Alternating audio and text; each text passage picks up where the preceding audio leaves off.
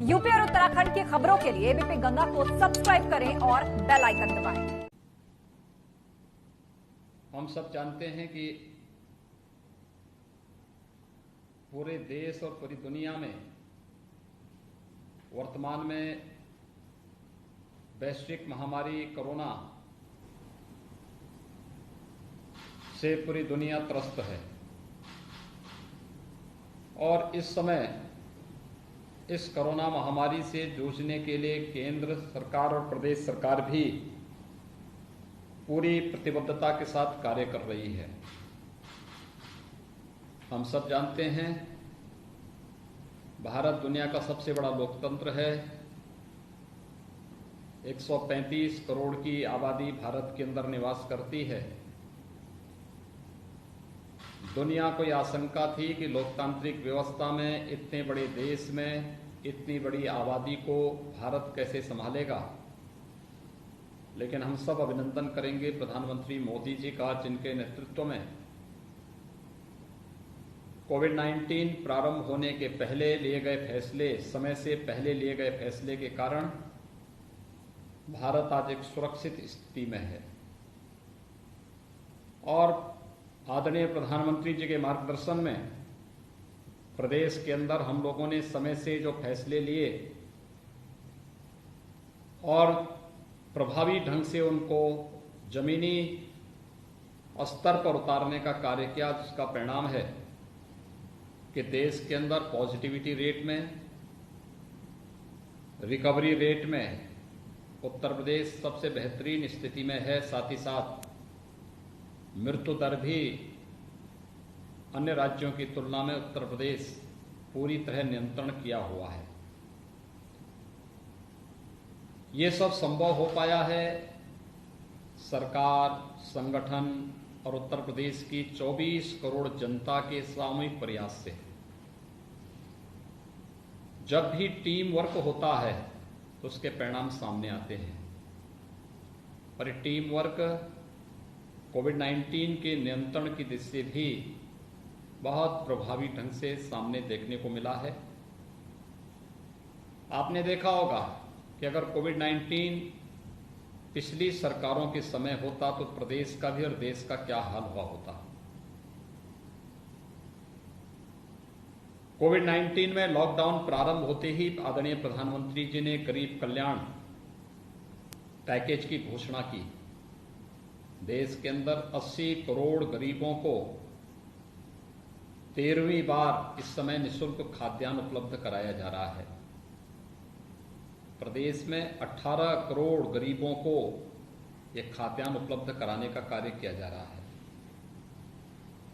कोविड-19 ने हम सबको तकनीक की तरफ भी पूरी तरह आकर्षित किया। आज वर्चुअल संवाद देवरिया के कार्यकर्ताओं के साथ हमें करने का अवसर प्राप्त हो रहा है। यद्यपि मैं 26 सितंबर को ही देवरिया गया था। भारी बरसात उससे 2 दिन, 3 दिन, 4 दिन पहले से लगातार वहां पे पड़ रही थी, जिसके कारण एक बार तो ये स्थिति आ गई थी कि कार्यक्रम अब स्थगित हो जाएंगे, लेकिन उस सब के बावजूद फिर भी 26 सितंबर को मुझे देवरिया में आने का अवसर प्राप्त हुआ था और देवरिया के इस कार्यक्रम के बाद वहां के पदाधिकारियों ने, वहां पर हमारे जो प्रभारी मंत्री, सभी लोगों ने जिस प्रकार की कार्य योजना संगठन के साथ मिलकर के तैयार की है, मैं इस बात के लिए आश्वस्त हूं कि देवरिया में सदर में भारतीय जनता पार्टी का झंडा फिर से लहराएगा, इसमें कोई संदेह नहीं होना चाहिए। आपने देखा होगा इस बात में कि सरकार भी और संगठन भी अपना कार्य करता रहा। जब तमाम राजनीतिक दलों के लोग अपने घरों से बाहर नहीं निकल रहे थे, तब सरकार गरीब के द्वार पर थी और सरकार को सपोर्ट करने के लिए कोई कार्यकर्ता था तो भारतीय जनता पार्टी का कार्यकर्ता था। आपने देखा होगा प्रधानमंत्री मोदी जी के विजन के कारण जनधन अकाउंट का लाभ किस प्रकार से प्राप्त हुआ। 2 करोड़ से अधिक किसानों का हम लोगों ने प्रधानमंत्री किसान सम्मान निधि का लाभ उनके खातों तक धनराशि भेज करके किया। इससे पहले ऋण माफी के कार्यक्रम को भी सफलतापूर्वक हम लोग इसलिए प्रदेश में लागू कर लिए क्योंकि प्रदेश के अंदर इस ऋण माफी के लिए हमारे पास किसानों के अकाउंट थे और हम लोगों ने किसानों की इस ऋण माफी के कार्यक्रम को प्रभावी ढंग से आगे लागू कर दिया। इसी प्रकार से इस दौरान भी हम लोगों ने किसानों को लाभ देना प्रारंभ किया। आपने देखा होगा जब मैं 26 तारीख को देवरिया में आया था, उससे पहले 4 दिन से लगातार बारिश पड़ रही थी, जल प्लावन की स्थिति थी।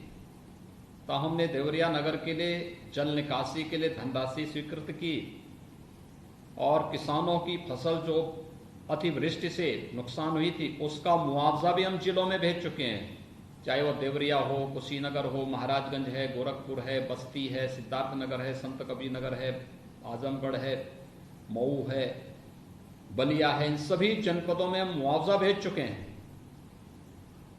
इतनी जल्दी कभी नहीं हुआ होगा। पिछले 3 वर्ष के दौरान सरकार की कार्य पद्धति में कुछ बहुत बदलाव आपने बहुत स्तर पर देखा होगा, क्योंकि पार्टी समस्याओं को लटकाने और भड़काने का काम नहीं करती है और उसी तर्ज पर सरकार ने भी इस बात को कहा, समस्या है तो उसका समाधान होना चाहिए और समाधान के रास्ते पर चलते हुए हमने बहुत प्रभावी ढंग से उस समस्या का समाधान भी किया है। और इसीलिए जहां हम लोगों ने किसानों को अतिवृष्टि से नुकसान या कहीं भी कोई आपदा आती है, आकाशीय बिजली के कारण, जंगली जानवरों के कारण, सांप के काटने के कारण, नदी में डूबने के कारण, तत्काल 24 घंटे के अंदर उन्हें आपदा राहत से धनराशि उपलब्ध कराई जाती है। वहीं साथ ही साथ अतिवृष्टि के कारण जिन किसानों को नुकसान हुआ उनकी धनराशि भी उनको उपलब्ध हो जाए, इसके लिए कंपनसेशन देने की कार्रवाई प्रारंभ हो चुकी है। पूरे अभियान के दौरान आपने देखा होगा, कोरोना कालखंड के दौरान, कि सरकार किस तत्परता के साथ कार्य कर रही थी, चाहे वह निराश्रित महिलाएं हों, बुजुर्ग हों, दिव्यांगजन हो, इनकी पेंशन की राशि 87 लाख ऐसे लोग हैं जिन्हें हम पेंशन देते हैं। इन सब का पेंशन उनके अकाउंट में देने का कार्य सरकार ने एडवांस में कर दिया था। मजदूर, ठेला रेहड़ी पोंछा लगाने वाले स्ट्रीट वेंडर्स, कूली पल्लेदार या प्रवासी कामगार, इन सबको भी भरण पोषण भत्ता और राशन किट देने की व्यवस्था की गई। यानी हर एक कार्य सरकार का समयबद्ध ढंग से चलता रहा। उसका परिणाम था कि कहीं भी कोई अव्यवस्था नहीं होने दी गई। ये सारे कार्य समयबद्ध ढंग से चले। साथ साथ आत्मनिर्भर भारत के अंतर्गत चाहे वह प्रवासी कामगार और श्रमिकों के लिए हो, युवाओं के लिए हो या फिर अन्य तबके के लोगों के लिए, हम लोगों ने जहां प्रधानमंत्री आत्मनिर्भर पैकेज का लाभ वहां पे दिया, वहीं साथ ही साथ एमएसएमई सेक्टर में छोटे उद्यम लगाने वाले व्यापारियों के लिए भी हम लोगों ने इसका लाभ देने का कार्य किया। व्यापक पैमाने पर लोगों को इन योजनाओं का लाभ दिया गया। यानी 10,000 करोड़ रुपए से अधिक की राशि हम वितरित कर चुके हैं अब तक इन व्यापारियों को ऋण के रूप में। और अभी हमारा प्रयास है कि अगले 1 सप्ताह के अंदर 5 लाख स्ट्रीट वेंडर को 10,000 रुपए लोन की व्यवस्था अगले 1 सप्ताह के अंदर हम लोग करने जा रहे हैं। कृषि इंफ्रास्ट्रक्चर में हर विकास खंड स्तर पर एफपीओज का गठन हो सके, हर विकास खंड स्तर पर स्टोरेज की क्षमता के लिए धान है, गेहूं है, दलहन है, तिलहन है, इन सबको रखने की स्टोरेज की क्षमता विकसित हो सके। साथ साथ कोल्ड स्टोरेज की भी एक चेन खड़ी हो सके, इसका प्रयास किया जा रहा है। हर एक जगह पर युद्ध स्तर पर ये कार्य चल रहे हैं। यानी ये कार्य शासन की योजना का हिस्सा है। हमने विपत्ति के समय में भी पूरी मजबूती के साथ केंद्र और प्रदेश सरकार ने कार्य किया था। कारण था भारतीय जनता पार्टी की सरकार थी, भारतीय जनता पार्टी के संस्कार थे और इसलिए भारतीय जनता पार्टी ने गांव को, गरीब को, किसान को, नौजवान को, महिलाओं को केंद्र में रख करके बिना भेदभाव की इन योजनाओं को जनता तक पहुंचाने का कार्य किया। एक तरफ शासन की योजनाओं में कोई भेदभाव नहीं, विकास सबका, योजनाओं का लाभ सबको, विकास की प्रक्रिया से सबको जोड़ने का प्रयास। यह अभियान लगातार पिछले 6 वर्षों से केंद्र की सरकार चला रही है। पिछले 3-3.5 वर्षों से प्रदेश की सरकार के द्वारा लगातार इस अभियान को आगे बढ़ाया जा रहा है। लेकिन वहीं साथ ही साथ कुछ ऐसे लोग हैं जिनके डीएनए में विभाजन है, बंटवारा है, उनको पूरा कुछ भी नहीं अच्छा लगता। वे हर चीज को काट छांट करना चाहते हैं और जाति के आधार पर बांटना, क्षेत्र और मत और मजहब के आधार पर बांटना उनकी प्रवृत्ति बन चुकी है, उनके डीएनए का हिस्सा यह बन चुका है। और इसलिए ये लोग लगातार इस प्रकार के प्रयास किए जा रहे हैं। इन्होंने पहले देश को बांटा, उसके बाद जाति के आधार पर सामाजिक ताने बाने को छिन्न भिन्न किया।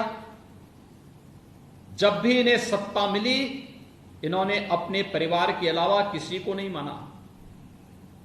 इन सबके चेहरों को पहचानिए तो इनके लिए अपना परिवार और अपना खानदान ही देश है, वही समाज है, बाकी कुछ नहीं है।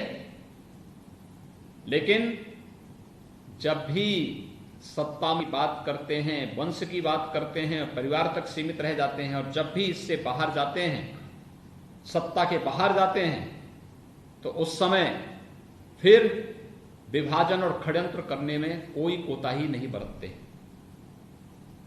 और अब तो इन लोगों के चेहरे बेनकाब होते जा रहे हैं। देश के खिलाफ दंगों की साजिश रचने वाले लोगों के साथ इनके संबंध उजागर होते हुए दिखाई दे रहे हैं।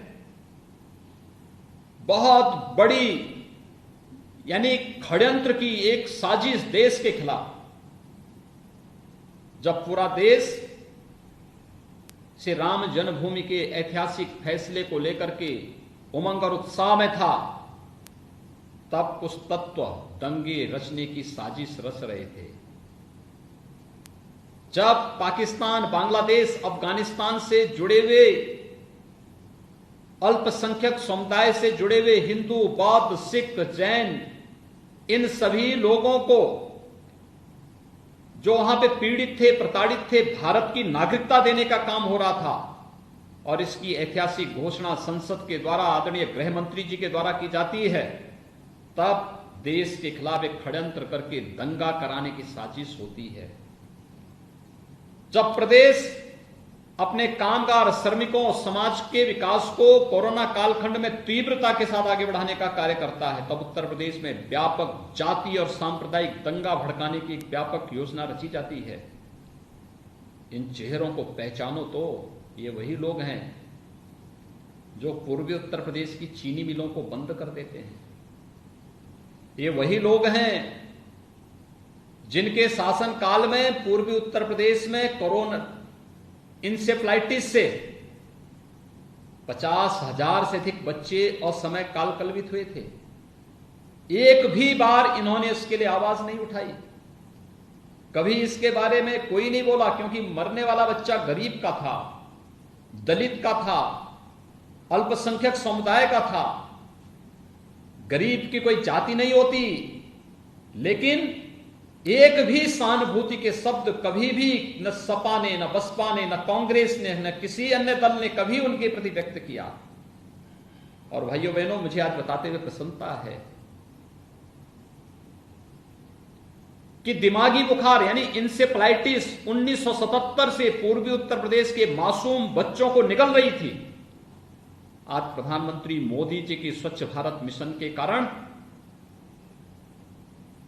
उत्तर प्रदेश सरकार ने अंतर विभागीय समन्वय की व्यापक रणनीति के माध्यम से इंसेफ्लाइटिस की बीमारी को हम सदैव के लिए समाप्त करने के अंतिम चरण में चल रहे हैं।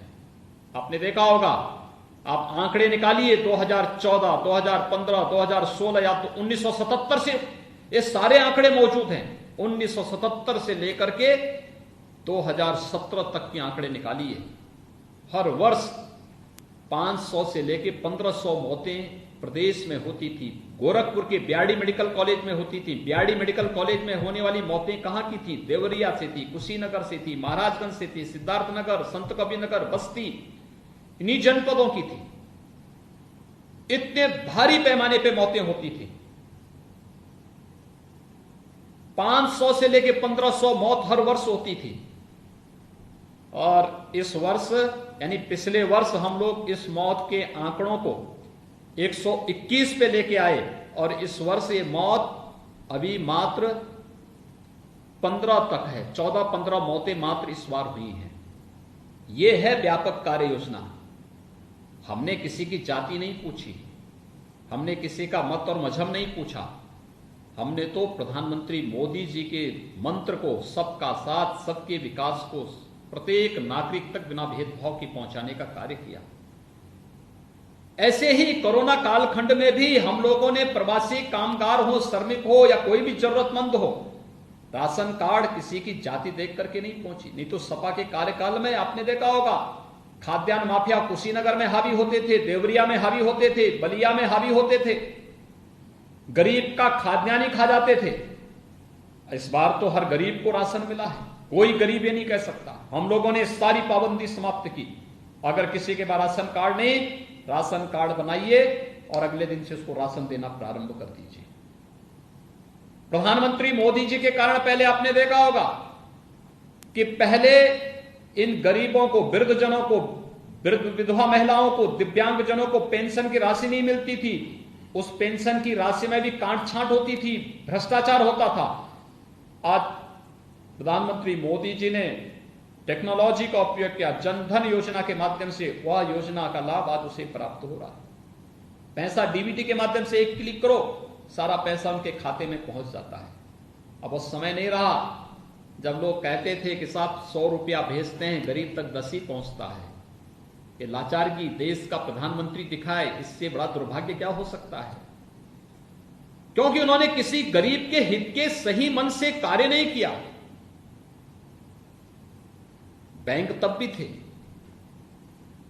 टेक्नोलॉजी तब भी थी, इच्छा शक्ति का अभाव था, जनता के प्रति भाव और भावनाएं नहीं थी।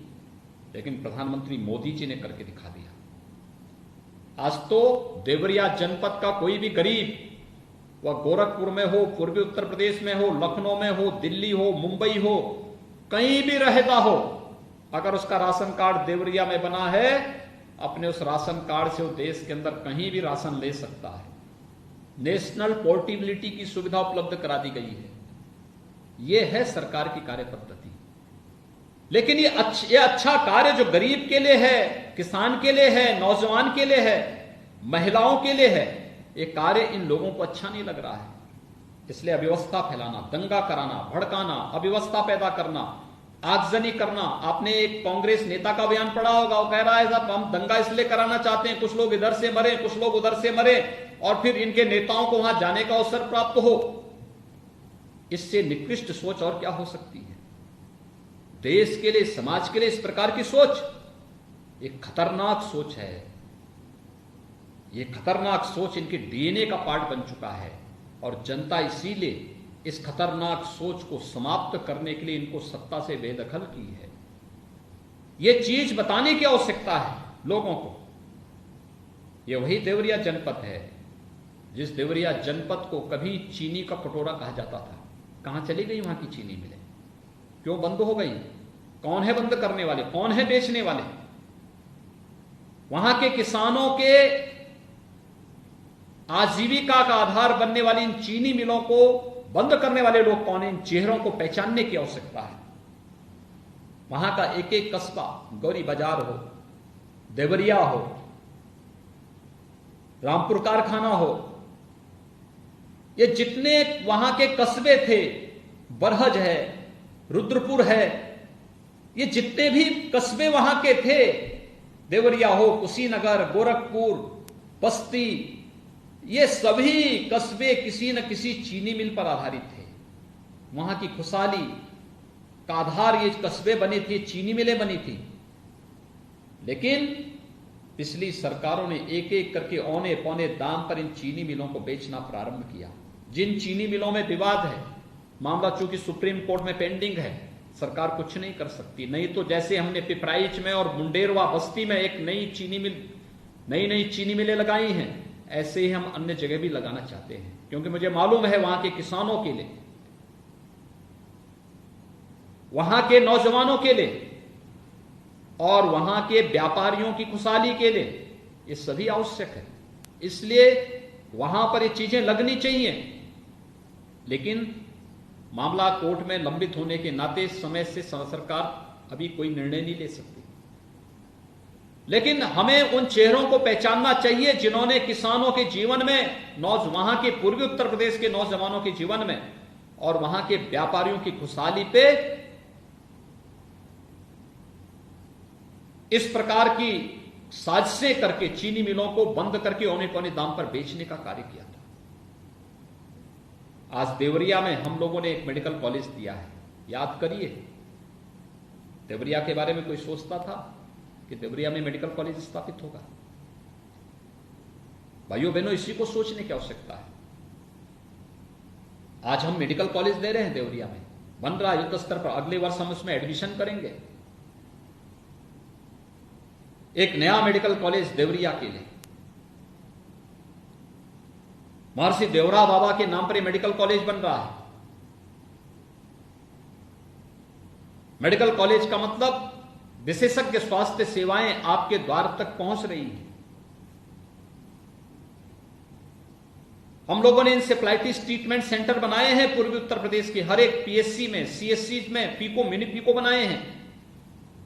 बेहतर स्वास्थ्य की सुविधाएं प्राप्त हो सके, बेहतर सर्विलांस की व्यवस्था वहां पर की है। और ये मेडिकल कॉलेज उसी श्रृंखला का एक पार्ट है।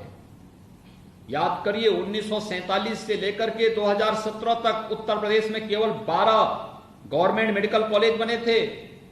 2017 से लेकर 2020 के बीच में हम लोग 29 नए गवर्नमेंट मेडिकल कॉलेज बना रहे हैं। यानी 70 वर्षों में बनते हैं मात्र 12 और 3 वर्ष में बनते हैं 29। 2 एम्स बना रहे हैं। एक गोरखपुर का एम्स पिछले साल से ही हमने सत्र प्रारंभ कर दिया है, बच्चों का एडमिशन प्रारंभ कर दिया है। एक रायबरेली का एम्स एडमिशन हो चुके हैं। फुल फ्लेज एम्स चलेगा तो लोगों को दिल्ली, मुंबई उपचार के लिए क्यों जाना पड़ेगा? गोरखपुर में, देवरिया में सुविधाएं प्राप्त होंगी। देवरिया में जल निकासी की समस्या का समाधान। महान क्रांतिकारी, स्वतंत्रता संग्राम का अमर सेनानी वीर रामचंद्र